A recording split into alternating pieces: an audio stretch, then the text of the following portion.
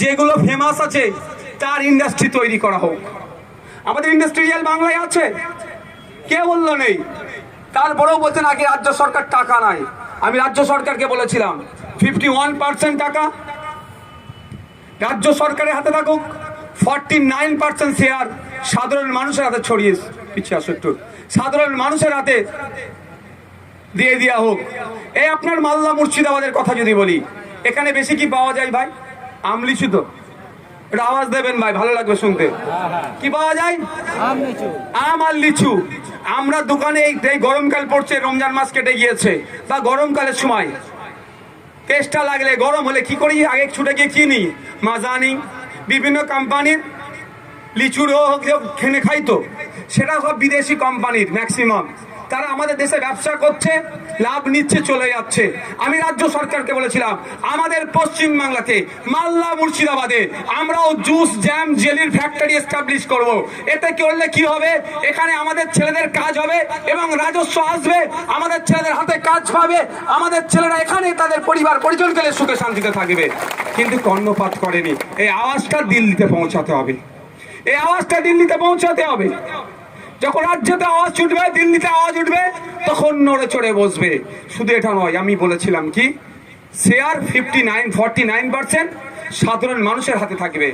মানে 100 টাকা যদি একটা ইন্ডাস্ট্রির হয়, তার 49 টাকা সাধারণ মানুষরা দেবে, 51 টাকা সরকার দেবে। কেন 51 টাকা দেবে? সরকারের হাতে কন্ট্রোলটা থাকলে দুর্নীতি কম হবে। যদিও সরকার এখন টপ টু বটম পর্যন্ত দুর্নীতিগ্রস্ত, একাধিক নেতারা জেলে আছে, আর বেশ কিছুকে সিবিআই ইডি মিস কল মেরে রেখেছে। সে বিষয়টা বলবো পরে, ভোটের পরে যাবে, ভোট দিলেও চলে যাবে। যেটা বলছিলাম 49%, ধরুন আপনার এখানে একটা জঙ্গিপুরে একটা বড় জ্যাম জেলি বা মাজা বা ওই ধরনের একটা কারখানা তৈরি হচ্ছে, 2000 ছেলে কাজ করবে, বড় যদি হয় 2000 ছেলে এখানে কাজ পেল, 2000 পরিবার বাঁচল। ইভেন আপনাকেও একটা চান্স দেওয়া হচ্ছে, আপনি এই কারখানা হচ্ছে, আপনি ওখানে একটা শেয়ার কিনতে পারবেন। আমি অপশন বলেছিলাম যে 5000 থেকে 5 লাখ টাকা পর্যন্ত শেয়ার একটা হেডে, একটা মাথায়, একটা ভোটার কার্ডে একজনই কিনতে পারবে। স্বাভাবিকভাবে এখানে যদি একটা কারখানা হয়, যদি শেয়ার ছাড়ে, শাহজাহান সাহেব তো একা সব শেয়ারই কিনে নেবে, তাহলে আমরা কোথায় যাব? শাহজাহান সাহেবের কথাও মাথায় রাখবো আমরা, আর যারা চটে বসে আছেন তাদের কথা আমরা মাথায় রেখে কি বলেছিলাম, 5000 থেকে শেয়ারের দাম শুরু হবে 5 লাখ পর্যন্ত। শাহজাহান সাহেবের ইচ্ছা হলে তিনি 5 লাখের কিনবে একটা ভোটার কার্ড দিয়ে, আর আপনার ইচ্ছা হলে আপনি 5,000-এর কিনতে পারেন, 50,000-এরও কিনতে পারেন, 5 লাখেরও কিনতে পারেন। তাহলে কি হলো? সবাই ওই কারখানার, ওই ইন্ডাস্ট্রির একটা অংশ হলেন। এবার আপনি কাজে যাচ্ছেন, আপনি কাজ করছেন, আপনি মাইনে পাচ্ছেন, আপনার পরিবারের একজন কেউ নাইট গার্ডে আছে, সেও কিন্তু কাজে আর ফাঁকি মারবে না। কেন ফাঁকি মারবে না? খোঁজ নিলে দেখা যাবে সেও একটা 5000 টাকা দিয়ে শেয়ার কিনেছে, তাহলে সে দায়িত্বশীল, ওটা ওর কারখানা। আমার আপনার কারখানা ওটা হয়ে গেল, ফাঁকিবাজি হবে না। আমার যে টাকার ইনকাম হবে একটা অংশ আমি পাবো। 40 আপনাদের জঙ্গিপুরের সন্তান, সুতির সন্তান, নবগ্রামের সন্তান, খড়গ্রামের সন্তান, সাগরদিঘি, লালগোলা, সমস্ত এলাকার মানুষকে আন্তরিক শুভেচ্ছা ও ভালোবাসা। আমাদের এই ডাকে আপনারা এসছেন, আপনাদের সব কোণা থেকে আমার আত্মীয় স্বজন, বন্ধু বান্ধব, জনসাধারণ ডেকেছিলেন।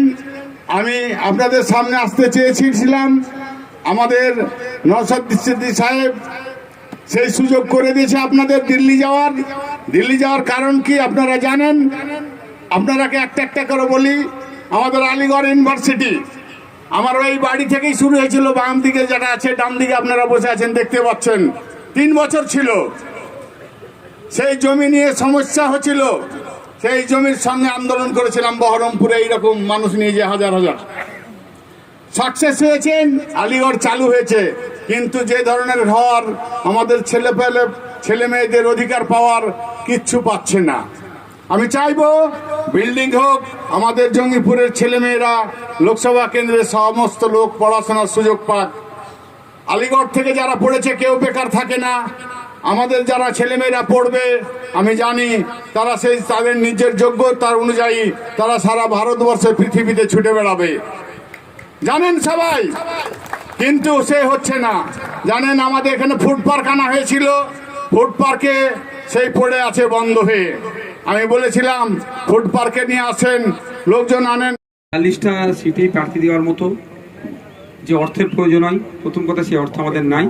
আমাদের না ইলেকট্রাল বন্ড আছে, না আমাদের 100 বছরের পার্টি সেই ফান্ড আছে, না আমরা অবৈধ পন্থা অবলম্বন করে লোকের কাছ থেকে তোলা তুলে এই কাজ করি, সেটাও নয়। আমাদের যতটুকু সামর্থ্য আছে আমরা দিয়েছি। তবে বহরমপুর শুধু নয়, আরও কটা বিষয় আলোচনা আছে, সেটা এখনই আমি ফাইনাল বলবো না, আলোচনার স্তরে আছে। প্রথম বার্তা দেব যে সামনের মাসে 7 তারিখ ভোটে অংশগ্রহণ করুন, স্বতঃস্ফূর্তভাবে গণতান্ত্রিক উৎসব, গণতান্ত্রিক প্রক্রিয়ায় পালন করুন। সাথে সাথে আমরা অনুরোধ করব ইন্ডিয়ান সেকুলার ফ্রন্টের মনোনীত প্রার্থী জনাব শাহজাহান বিশ্বাস সাহেবের পক্ষে অর্থাৎ খাম চিহ্নে ভোট দিয়ে বিপুল ভোটে জয়যুক্ত করুন। আগামী দিনে লোকসভার মধ্যে গিয়ে জঙ্গিপুর সহ মুর্শিদাবাদবাসীর যে চাওয়া পাওয়া অভাব অভিযোগগুলো আছে সেগুলো উত্থাপন করে সেখানে গিয়ে তাদের এখানকার মানুষের যেগুলো প্রয়োজন আছে সেগুলো যাতে ছিনিয়ে নিয়ে আসতে পারে গণতান্ত্রিক প্রক্রিয়ায়, সেই লড়াই নিয়োজিত থাকবে। সাথে এটা আমি আর একটা কথা বলবো জঙ্গিপুরবাসীকে, ভোট আসবে ভোট যাবে, আত্মীয়তা যেন না আমাদের কারো বিনষ্ট হয়। রাজনৈতিক নেতারা সবসময় চায় মানুষের বিভেদ করো, মানুষের মধ্যে লাগিয়ে দিতে চাইবে শুধু ক্ষমতা দখলের জন্য।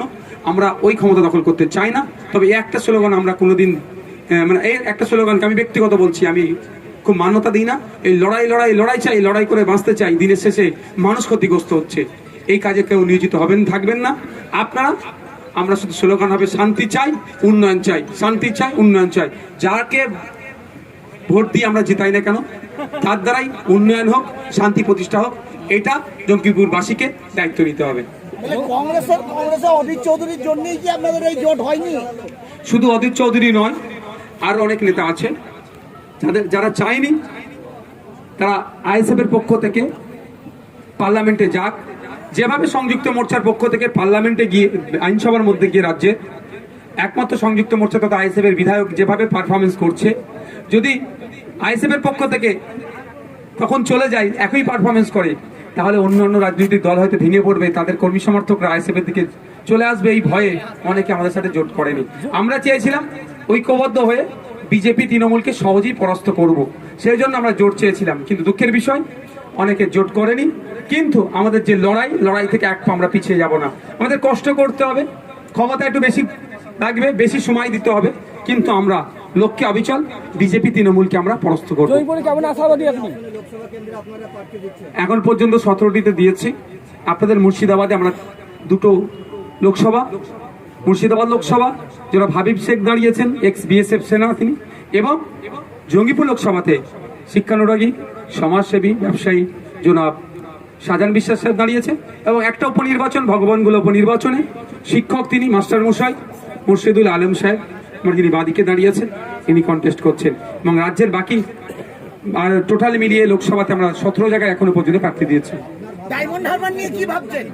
ডায়মন্ড হারবার কেন্দ্র নিয়ে কি ভাবছেন? দুটো কথাই বলছি। প্রথম কথা হচ্ছে জঙ্গিপুরের মানুষ অল্টারনেটিভ অনেকদিন ধরে খুঁজছিল, সে অর্থে পাচ্ছিল না। আপনি দেখুন স্বতঃস্ফূর্তভাবে মানুষ কিভাবে উপস্থিত হচ্ছে। এত ভয়কে উপেক্ষা করে, সন্ত্রাসকে উপেক্ষা করে মানুষ দিকে দিকে আইএসএফ এর ছায়া চলে আসছে। আইএসএফকে মানুষ গ্রহণ করতে চাইছে। ইতিপূর্বে 17 বার ভোট দিয়ে পার্লামেন্টে পাঠিয়েছে, জঙ্গিপুর মানুষের চাওয়া পাওয়া সমস্যাটা সেভাবে সমাধান হয়নি। ভরসা করছে আমাদের দিকে, আমাদের সংগঠন আছে এবং জনাব শাহজাহান সাহেবের নিজস্ব একটা ক্যারিশমা আছে, অস্বীকার কেউ করতে পারবে না। সেই ভোট 3টে জায়গার ভোটকে ঐক্যবদ্ধ করে, এবং এটাও বলে রাখি বিজেপি তৃণমূলের অত্যাচারের কারণে যারা বড় ফুলে ভোট দিয়েছিল তারাও বুঝতে পেরেছে যে এই বড় ফুল আর জোড়া ফুল আলাদা না, এটা বিজেমূল। সেই ভোটটাও ফিরে আসবে আইএসএফ এর দিকে। অর্থাৎ এতগুলো ইকুয়েশন আমার কাজ করছে, আমাদের ভোট আমাদের পক্ষে আসবে। 4 তারিখে রেজাল্ট খামচিহ্ন এখান থেকে জিতছে। দ্বিতীয় কোশ্চেন যেটা আছে ডায়মন্ড হারবার নিয়ে কি ভাবছি, ডায়মন্ড হারবার নিয়ে তো অলরেডি আমাদের ভাবা আছে। আইএসএফ ওখান থেকে লড়াই করছে এবং ওই সিটে যথেষ্ট আমরা লড়াই দেব। মানুষকে যদি ঠিকঠাক ভোট দেওয়ার সুযোগ হয়, বুথ র্যাগিং না হয়, বুথ জ্যাম না হয়, মানুষকে প্রভাবিত না করে, সুষ্ঠুভাবে যদি ভোট দেওয়ার জায়গা থাকে, এই আপনারা রেকর্ড করে রাখুন। ডায়মন্ড হারবার থেকেও অভিষেক ব্যানার্জিকে আমরা পরাস্ত করছি।